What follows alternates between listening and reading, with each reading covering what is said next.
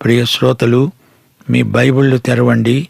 ఈరోజు మన పాఠం జకర్యా గ్రంథం 9వ అధ్యాయం 8 నుండి 13వ వచనం వరకు. జాగ్రత్తగా సావధానంగా వినండి. నేను కన్నులార చూచాను గనుక బాధించేవారు ఇంకా సంచరించకుండా, తిరుగులాడే సైన్యములు నా మందిరము మీదికి రాకుండా దానిని కాపాడుకోవడానికి నేనొక దండుపేటను ఏర్పరుస్తాను. సీయోను నివాసులారా, బహుగా సంతోషించండి. యెరూషలేము నివాసులారా, ఉల్లాసముగా ఉండండి. నీ రాజు నీతిపరుడు, రక్షణ గలవాడు, దీనుడు అయి గాడిదను గాడిద పిల్లను ఎక్కి నీ వద్దకు వస్తున్నాడు.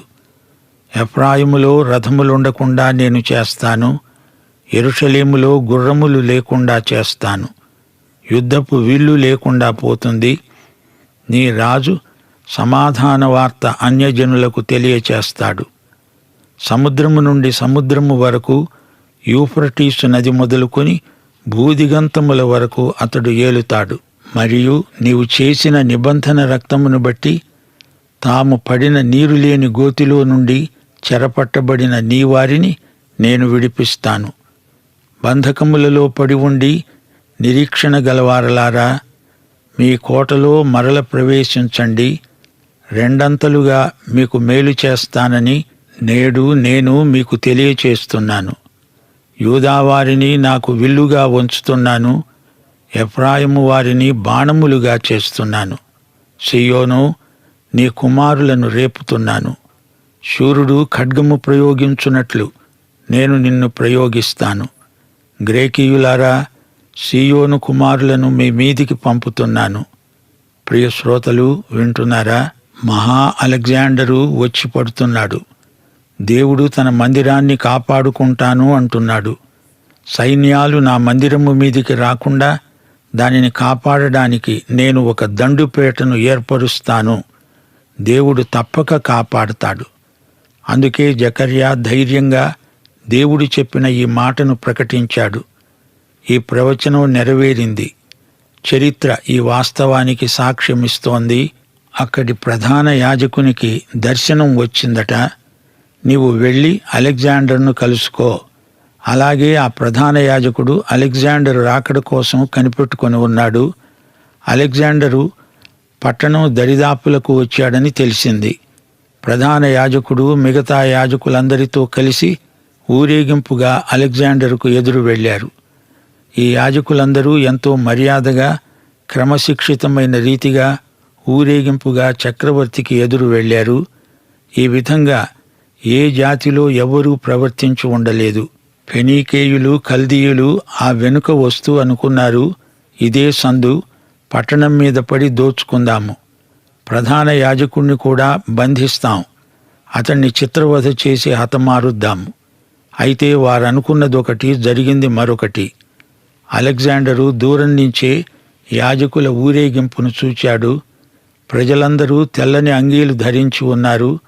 సన్నని నార వస్త్రాలు ధరించి యాజకులు వారికి ముందు, ఊదారంగు వస్త్రాలు ధరించిన వాడై ప్రధాన యాజకుడు. అదొక పెద్ద ఊరేగింపు. యాజకుని తలపాగా ఎంతో ఆకర్షణీయంగా ఉంది. బంగారు పతకము ధరించి ఉన్నాడు. దానిపై దేవుని నామము చెక్కబడి ఉంది.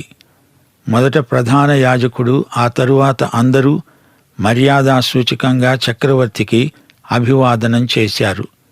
అలెగ్జాండరు ప్రత్యభివాదనం చేశాడు. సిరియా వారు ఇది చూచి ఆశ్చర్యపోయారు. అలెగ్జాండరు వారితో మర్యాదగా మాట్లాడుతున్నాడు. వారు అలెగ్జాండర్ను అడిగారు, అయ్యా, ఇదేమిటి? వారికి నీవింత మర్యాద చేయాల్సిన పనేమొచ్చింది? వారు నీ శత్రువులు కారా? అందుకు అలెగ్జాండర్ అన్నాడు, అది కాదు, ప్రధాన యాజకునికి దేవుడిచ్చిన ఆ పదవిని గౌరవించాను. నేను మాసిదోనియాలో ఉండగా నాకు కలలో అచ్చం ఈ వ్యక్తే కనిపించాడు. ఆసియా ఖండమంతా నేను జయించడానికి కీలకం ఇందులో ఉందని, సముద్రం దాటి అవతలికి వెళ్ళిపోమ్మని నా అంతరాత్మ నాకు చెప్పింది. నా సైన్యాన్ని ఆ దేవుడే నడిపిస్తాడని ప్రబోధం నేను విన్నాను. నేను పారసీకాన్ని జయిస్తాను, దర్యావేషును ఓడిస్తాను. నాకు జయం కలుగుతుందని ఈ ప్రధాన యాజకుని దేవుడు నాకు సూచన చూపాడు. అంతటా అలెగ్జాండరు యెరూషలేములోకి ప్రవేశించి ఆలయంలో దేవుణ్ణి ఆరాధించాడట. ప్రధాన యాజకుడు అలెగ్జాండరుకు దానియేలు గ్రంథమందలి ప్రవచనాలు ఎత్తి చూపాడని కూడా అనుశ్రుతంగా చెప్పుకుంటారు. అలెగ్జాండరు యెహోవా దేవునికి బలులర్పించాడని కూడా ఐతిహ్యం చెబుతోంది. అలెగ్జాండరు యెరూషలేమును ధ్వంసం చేయలేదు అంటే జకర్యా ప్రవచనాలు అప్పటికి అప్పుడే నెరవేరాయని మనం గ్రహించాలి. అలెగ్జాండరు యుద్ధ వ్యూహాలలో గొప్ప మేధావి. అయినా అతడు నిర్దాక్షిణ్యంగా వేల కొలది శత్రువులను హతమార్చినవాడు. అయినా ఇక్కడ దేవునికి లొంగిపోయాడు.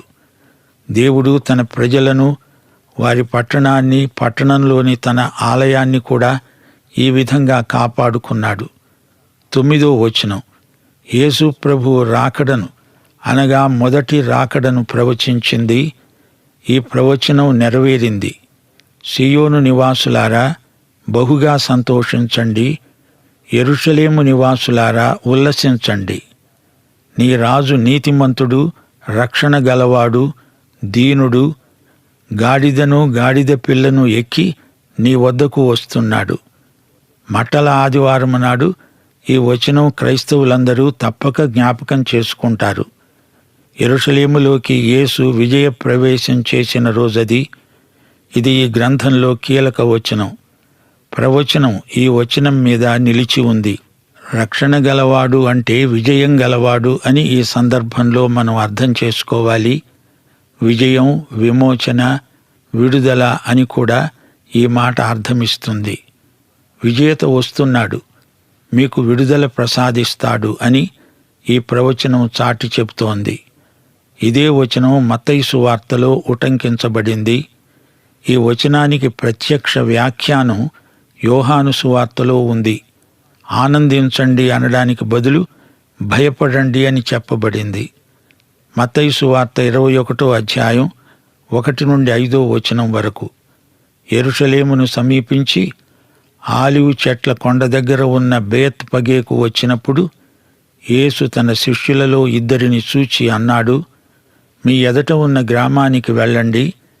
వెళ్ళగానే కట్టబడి ఉన్న ఒక గాడిద, దానితో ఉన్న ఒక గాడిద పిల్ల మీకు కనపడతాయి. వాటిని విప్పి నా వద్దకు తోలుకొని రండి. ఎవడైనా మీతో ఏమైనా అనిన ఎడల అవి ప్రభువుకు కావలసి ఉన్నవి అని చెప్పాలి.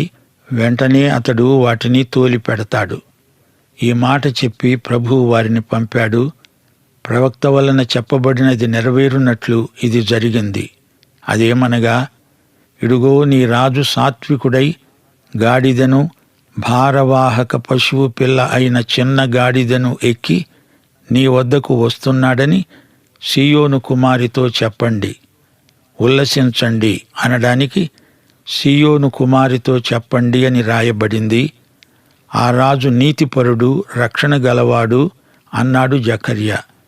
మత్తయి ఈ 2 మాటలు విడిచిపెట్టాడు. అనగా నీతిపరుడు, విమోచకుడు, విజేత అని అర్థం. జకర్యా 9వ అధ్యాయం 9వ వచనంలో కొంత భాగమే మత్తయి ఉటంకించాడు. మత్తయి, యోహాను ఈ 2 తమ సువార్తల్లో క్రీస్తు యొక్క మొదటి రాకడను గురించి చెప్పారు. అయితే జకర్యా 2వ రాకడను కూడా కలిపి ఒకే వచనంలో చెప్పాడు. అది అసలు సంగతి. యేసు గాడిదెనెక్కి వచ్చాడు. గాడిదే శాంతికి సంకేతం. మొదటి రాకడలో యేసు శాంతి సందేశం తెచ్చాడు. 2వ రాకడలో తెల్ల గుర్రమెక్కి వస్తాడాయన. గుర్రం యుద్ధాన్ని సూచిస్తుంది. యేసు అవినీతిని, దుర్నీతిని తొలగిస్తాడు. 2 సహస్రాబ్దాలు లోకం ఈ యేసును ఎలా చూస్తోంది? లోకం పోకడ ఎలా ఉంది? లోకం యేసును తిరస్కరిస్తోంది. ఈసారి యేసు ప్రభువుగా పరిపాలించడానికి వస్తాడు. మొదటిసారి మన విమోచన కోసమై వచ్చి తన ప్రాణం పెట్టాడు. రెండోసారి పరిపాలించడానికి ఆయన వేంచేస్తాడు. ఈ ప్రవచనాలు పలికినప్పుడు జకర్యాకు కూడా ఈ సంగతి పూర్తిగా అంతుబట్టలేదు. సీమోను పేతురేమన్నాడు? ఒక్క జకర్యాకే కాదు, ఏ ప్రవక్తకు ఆ ప్రవచనాల నెరవేర్పునకు ముందు ఏదీ తేటగా అర్థమైనట్లు లేదు. పేతురన్నాడు, 1 పేతురు 1:10-11 వచనాలు, మీకు కలిగే ఆ కృపను గూర్చి ప్రవచించిన ప్రవక్తలు ఈ రక్షణను గూర్చి పరిశీలిస్తూ తమ యందున్న క్రీస్తు ఆత్మ, క్రీస్తు విషయమైన శ్రమలను గూర్చి, వాటి తరువాత కలుగబోయే మహిమను గూర్చి ముందుగా సాక్ష్యమిచ్చేటప్పుడు ఆ ఆత్మ ఏ కాలమును, ఎట్టి కాలమును సూచిస్తూ వచ్చాడో దానిని విచారించి పరిశోధించారు. చూచారా శ్రోతలు, ఇది ఎంతో లోతైన అంశం. ఎందరో బైబిలు పండితులు ఇంకా పరిశోధనలు జరిగిస్తూనే ఉన్నారు. ఒకే వాక్య భాగంలో యేసు మొదటి రాకడా, రెండో రాకడా, ఈ 2 అంశాలను ప్రవక్త కలిపి చెప్పటం విచిత్రమనిపిస్తోందా? ఇది వారు విచారణ చేసి పరిశోధించిన అంశం. పరిశుద్ధాత్మ పలికించినట్లు వారు పలికారు, పరిశుద్ధాత్మ రాయించినట్లు వారు రాశారు. దేవుని ఆత్మ ద్వారా సీమోను పేతురు ఇంకా వివరించాడు. క్రీస్తు మొదటిసారి శ్రమలు భరించడానికే వచ్చాడు, మనకు విమోచన తెచ్చాడు. రెండోసారి ఆయన మహామహిమలో వస్తాడు. మత్తయి సువార్తలో మొదటి రాకడ వరకు మాత్రమే జకర్యా ప్రవచనాన్ని అతడు ఉటంకించటం జరిగింది. యేసు గాడిదనెక్కి యెరూషలేములో ప్రవేశించడాన్ని సంఘం విజయ ప్రవేశం అన్నది. కాని అసలు విజయ ప్రవేశం రెండో రాకడలోనే సంఘటిల్లుతుంది. యేసు తెల్ల గుర్రమెక్కి వచ్చినప్పుడు అది విజయం. గాడిదనెక్కి వచ్చినప్పుడు దేవునితో సమాధానపడండనే శాంతి సందేశం.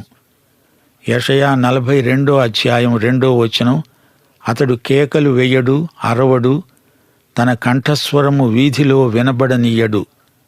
మొదటిసారి ఆయన గొర్రెల గుమ్మము గుండా వచ్చాడు. తాను రాజునని సూచకప్రాయంగా చూపడానికి గాడిదనెక్కి వచ్చాడు. యోహాను సువార్త 12:19 పరిసయ్యులు కంగారు పడ్డారు. మన ప్రయత్నాలెలా నిష్ఫలమైపోయాయో చూడండి, ఇదిగో లోకం ఆయన వెంట పోయింది అని చెప్పుకున్నారు. మొదటిసారి ఆయన సాత్వికుడై వచ్చాడు. గాడిదను ఎందుకెక్కాడు అంటారా? గాడిదను రాజులెక్కేవారు. శాంతి సందేశం ఇవ్వడానికి గాడిద వాహనమైతే యుద్ధానికి గుర్రం వాహనం. ఇది మనం గుర్తించాలి. గాడిదే రాజవాహనం. న్యాయాధిపతులు 10:3-4 యాయీరుకు 30 మంది కొడుకులు. వారు 30 గాడిద పిల్లలనెక్కి తిరిగేవారు. 30 ఊళ్ళు వారికున్నాయి. గాడిదే రాజలాంఛనం, శాంతికి చిహ్నం. ఈ రోజుల్లో అయితే 30 మంది కొడుకులకు తలా ఒక స్కూటరు కొనిచ్చేవాడేమో. ఆయన రాజే, సాత్వికుడే. కాని గాడిదే ఆ రోజుల్లో చౌకబారు వాహనం అనుకోకండి. రాజులు సమాధాన కాలంలో గాడిదలనెక్కి తిరిగారు.